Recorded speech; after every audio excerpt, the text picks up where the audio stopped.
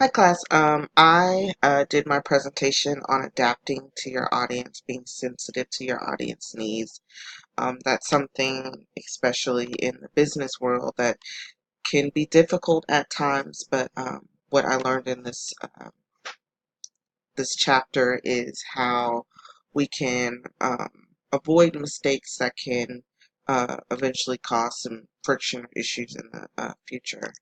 So, four objectives to being sensitive to audience needs is one, using the you attitude, two, maintaining standards of etiquette, three, emphasizing the positive, and four, using bias free language. Using the attitude, avoid using I in statements.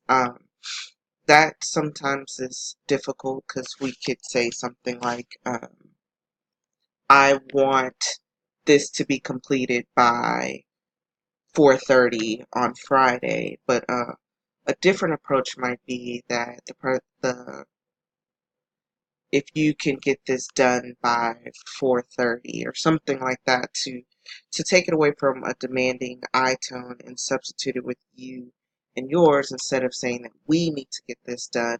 Let them own whatever they're doing. Ignore using you or your when it comes off dictating and making someone feel guilty or goes against your organization styles. Like, you messed up this presentation, so it's your fault. Instead of, that's when we can possibly move on and use other words like I, me, mine, we. Maintaining standards of etiquette.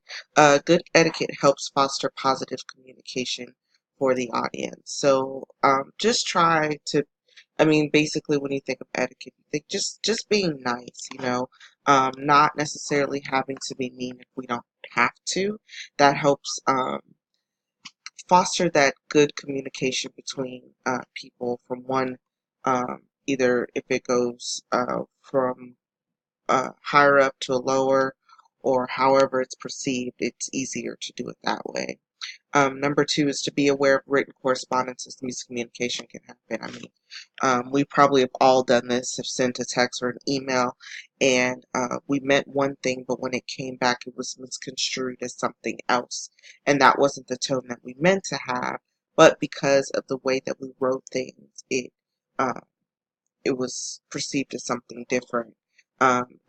In the world's technology today, when people often communicate more through email and text messaging instead of phone and face-to-face conversations, it does sometimes get lost in translation. Number three, use extra tact when communicating with people in the higher organization. Let's not go to our bosses or our boss's boss and speak to them the same way that we would probably speak to our coworkers, because they are higher ups and they will expect you to speak to them in a more respectful manner. So try to avoid using um, the same type of conversation that you might use with your coworkers. Emphasizing the positive. Whenever delivering negative news, try to find a positive in it.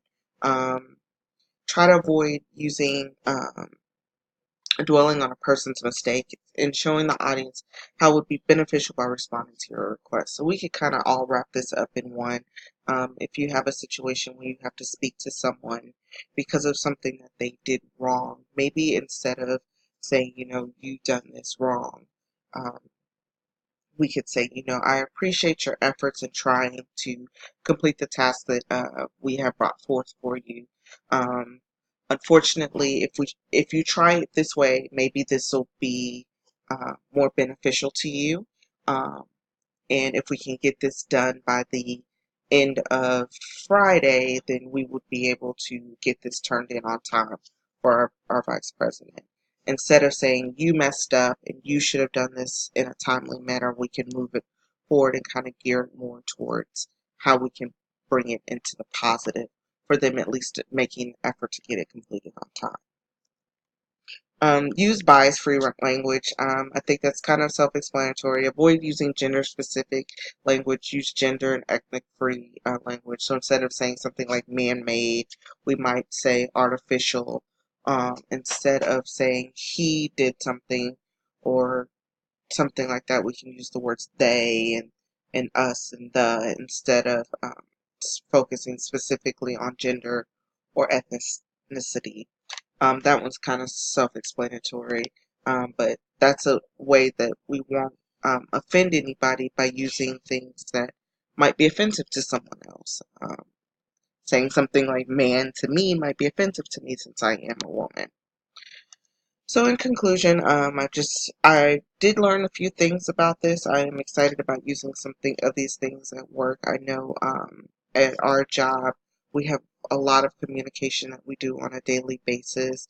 A lot of it is email based, and sometimes I've sent an email out and I've gotten it back and realized that the tone that they took was totally different from what I was meaning to take it for. So I'm hoping that I can use this in my day-to-day life and be able to benefit me more in the future. So thanks, guys, and have a good evening.